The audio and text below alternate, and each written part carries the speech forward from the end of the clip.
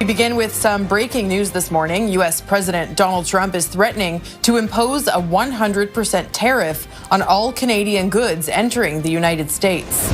A single policy move could add between $3,800 and $6,200 per year to the average American household budget, push essential consumer prices up by 14 to 22% within 6 months, and place hundreds of thousands of United States jobs at risk. And that move is the proposal of a 100% tariff on Canada, America's closest and most economically integrated trading partner.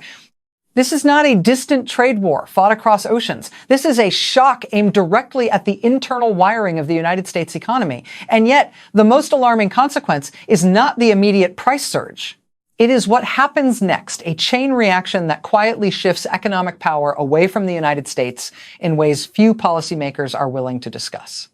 Listen carefully to the end, because today I will reveal a consequence so severe that it has never been openly discussed in Washington, a chain reaction that, if this threat becomes reality, could inflict economic damage on the United States more devastating than any trade war in modern history. If a 100% tariff on Canada is activated, the first impact will not arrive in speeches or policy briefings. It will arrive in American homes. Modeling circulated among retail distributors and logistics firms shows that within the first 90 days, the average household in the United States would absorb an additional annual cost burden between $3,800 and $6,200, driven entirely by higher prices, embedded across daily necessities. Energy is where the damage accelerates fastest. Canada supplies a critical share of crude oil, natural gas, refined fuels, and cross-border electricity into the United States. With tariffs applied, analysts warn that home heating costs across northern states could rise between 28 and 41% in a single winter, with worst-case scenarios approaching 55% during peak demand periods. Electricity markets would not escape. Regions dependent on Canadian hydropower could see wholesale power prices double during high load months, forcing utilities to pass costs directly onto consumers. Food prices follow almost immediately. Canadian potash underpins a dominant share of fertilizer used by United States farmers. If that supply is disrupted or taxed, fertilizer prices are projected to surge between 60 and 85% within one growing season. The result is not abstract inflation. Grocery prices for staples such as bread, meat, dairy, and produce could climb between 18 and 24% year over year, erasing any remaining relief consumers hoped inflation would deliver. Housing costs then absorb the shock. Canadian lumber, aluminum, and engineered construction materials are deeply embedded in United States residential building.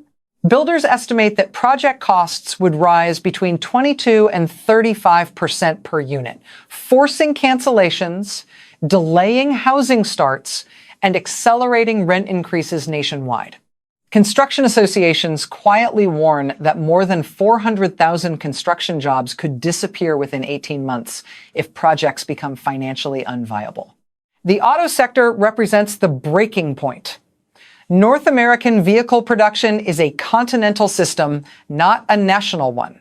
Components cross the border multiple times.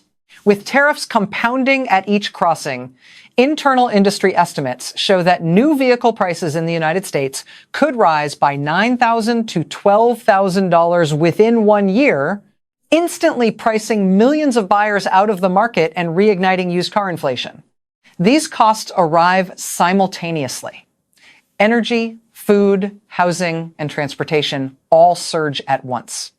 Wages do not. Household savings buffers collapse, credit balances expand, consumer confidence fractures. This is how a trade war becomes a domestic economic crisis. But the most severe consequence has not yet surfaced. There is a second phase that unfolds quietly, away from price tags and headlines, and it is the part Washington is least prepared to confront. That is where the real damage begins. Once prices explode across energy, food, housing, and transportation, the next phase arrives with far less visibility and far greater damage. This is the employment shock. It does not begin with mass layoffs announced on television.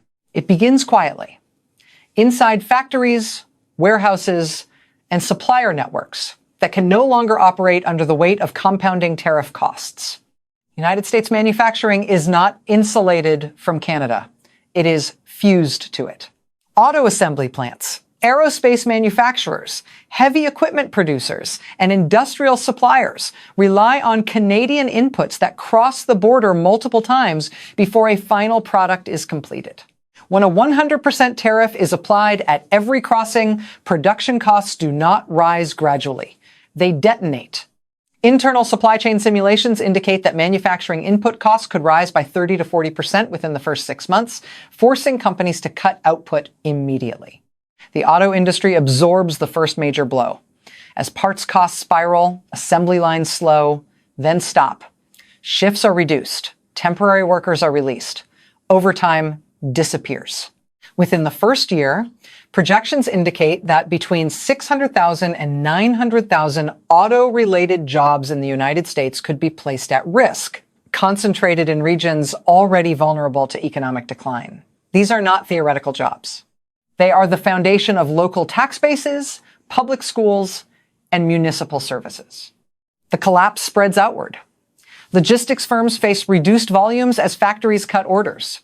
Rail and trucking operators downsize fleets. Warehouses close sections. Retailers delay inventory replenishment. Each cut compounds the next. What begins as a tariff on Canada transforms into a domestic employment contraction that accelerates faster than policymakers can respond. Construction follows a similar path. As material costs surge and financing becomes unworkable, projects are paused or canceled outright. Developers retreat. Municipal infrastructure plans are shelved. Industry groups warn that hundreds of thousands of additional construction and skilled trade jobs could vanish as projects fail to reach completion. The irony is brutal. A policy framed as protecting American workers ends up eliminating some of the most stable middle-income jobs in the economy. Small businesses suffer the most. Unlike multinational corporations, they cannot hedge currency risk, stockpile inventory, or absorb prolonged losses. Rising input costs force price increases that customers cannot afford. Margins collapse. Closures accelerate. Entire local economies hollow out without a single dramatic headline announcing the damage. At the same time, Canada's position strengthens quietly. As United States demand weakens under cost pressure, Canadian producers redirect supply toward markets willing to sign long-term contracts without political volatility. Energy flows are rerouted. Industrial inputs find new buyers. Agricultural exports lock into stable demand elsewhere. Canada does not need retaliation to gain leverage. The market does the work for them. What makes this phase especially dangerous is speed. Employment losses lag price shocks by only a few months. By the time the public recognizes what is happening, the damage is already embedded. Restarting shuttered factories is not simple. Rehiring skilled labor after prolonged layoffs is not guaranteed. Lost capacity often becomes permanent. And yet, this still is not the most dangerous consequence of the tariff threat. There is another layer, one that reshapes global investment decisions and permanently alters where capital chooses to flow. It is rarely discussed in public, but once it begins, it is almost impossible to reverse. After prices surge and jobs begin to vanish, a far quieter but far more destructive phase takes hold. This is the moment when global capital stops trusting the United States as a stable economic anchor. It does not announce itself with panic. It unfolds through boardroom decisions, risk committee reviews, and long-term investment reallocations that never make headlines until the damage is already permanent. Large multinational corporations do not experience a trade war the way households do. They experience it as a risk equation. A 100% tariff on Canada signals something far more alarming than higher costs. It signals that the United States is willing to weaponize trade even against its closest ally, with no clear exit strategy and no regard for supply chain integration. For investors, that message is unmistakable. If Canada is not safe from sudden tariff escalation, no partner is. As a result, foreign direct investment into United States manufacturing begins to slow, then stall. Projects are delayed, expansion plans are frozen. Some investments are quietly redirected north of the border, where Canada offers what markets value most in periods of uncertainty: predictability. Trade consultants warn that hundreds of billions of dollars in planned industrial investment could be rerouted over several years as companies seek insulation from political volatility. Financial markets absorb the signal as well. Inflation expectations rise as supply costs remain structurally elevated, growth forecasts are revised downward. Borrowing costs stay higher for longer, not because of global conditions, but because policy risk is now priced directly into the United States economy. The dollar, once supported by confidence in American institutional stability, begins to reflect a volatility premium investors never demanded before. Meanwhile, Canada's reputation strengthens by contrast. Its refusal to escalate theatrics into retaliation positions it as the calmer actor in a destabilizing confrontation. Energy contracts are signed with longer horizons. Critical minerals are committed to partners willing to guarantee stable rules. Agricultural exports secure predictable demand. Over time, Canada's leverage grows not through confrontation, but through endurance. The geopolitical consequences follow quickly. Allies reassess their own exposure to United States trade policy. Governments quietly diversify supply chains away from American choke points. Long-term agreements are negotiated with escape clauses designed to limit reliance on Washington. Strategic competitors watch carefully and draw their own conclusions about the reliability of United States leadership in the global economic system. Inside the United States, the political cost becomes unavoidable. Voters do not experience capital flight as an abstract concept. They experience it as fewer jobs, weaker wage growth, and communities that never quite recover from closures that were supposed to be temporary. The promise that tariffs would restore strength collapses under the weight of lived reality. At this stage, reversal becomes extraordinarily difficult. Capital that leaves does not rush back. Supply chains that relocate do not snap into place again. Trust, once broken, demands years to rebuild. The tariff threat has now reshaped behavior, expectations, and alliances in ways no announcement can undo. Yet even now, the most severe consequence remains hidden from public debate. There is one final shift that occurs only after all others are in motion, and it reveals why this confrontation does not merely weaken the United States temporarily, but risks redefining its role in the global economy altogether. What ultimately makes a 100% tariff on Canada so dangerous is not the inflation shock, the job losses, or even the capital flight on their own. It is the structural shift that follows quietly after the damage has already been normalized. This is the phase where the United States does not simply lose economic ground, it loses strategic centrality. For decades, the United States benefited from being the indispensable hub of North American trade. Supply chains, investment flows, and industrial planning all assumed one constant. Access to the American market was stable, rules-based, and predictable. A full-scale tariff attack on Canada shatters that assumption. Once broken, it does not reset when the policy ends. It rewrites how the world plans around the United States. Trade strategists warn that when firms redesign supply chains under political stress, they do so for decades, not election cycles. New routes are built. New contracts are signed. New facilities are constructed. These decisions lock in behavior long after the original threat disappears. Under a sustained tariff regime, analysts estimate that between 35 and 45% of current United States-Canada trade volume could be permanently replaced by alternative partnerships within 5 years. That loss is not cyclical. It is structural. Canada, meanwhile, consolidates a role the United States once assumed was guaranteed. As exporters redirect energy, minerals, and agricultural output toward stable partners, Canada becomes a reference point for reliability. Global buyers do not need Canada to be larger than the United States. They only need it to be calmer. Over time, that distinction matters more than raw scale. The strategic irony is severe. A tariff intended to assert dominance instead teaches the global market how to operate without American centrality. Once that lesson is learned, it spreads. Other countries adjust their exposure.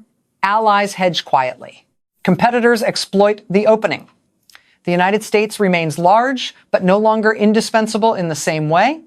Domestically, the effects harden into a new economic baseline. Prices do not return to previous levels.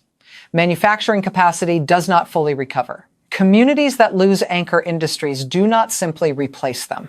What was framed as temporary pressure becomes permanent adjustment paid for by households that never voted on the policy but absorbed its cost anyway. This is the moment history remembers, not the announcement. It is when economic nationalism crosses into strategic self-erosion. When a trade war no longer disciplines partners, but disciplines the country that started it.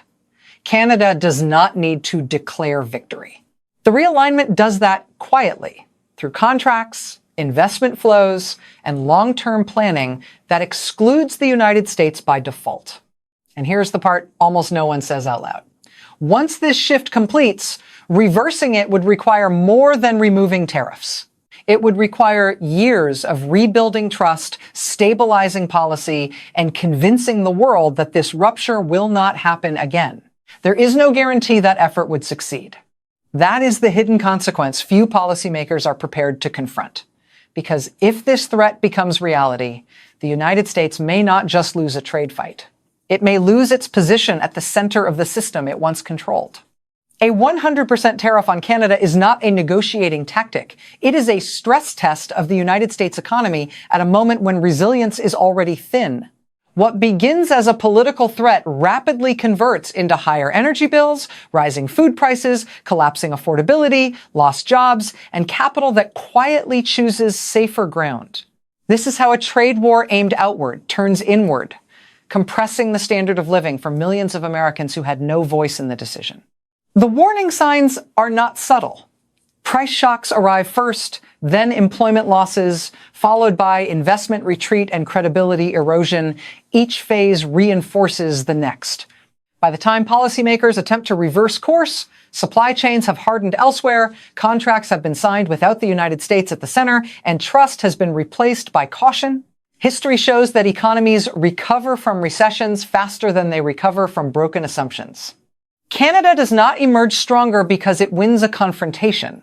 It emerges stronger because it endures while the United States destabilizes itself. Markets reward predictability. Capital follows calm. Power shifts not through declarations, but through thousands of quiet decisions made far from podiums and press conferences. The most unsettling reality is this. If the tariff threat becomes policy, the damage will not announce itself as a single catastrophic moment. It will feel gradual, almost manageable, until Americans realize that the economy they are living in no longer resembles the one they were promised. Prices remain high. Opportunities narrow. Communities struggle to replace what was lost. And the explanation offered never quite matches the experience on the ground.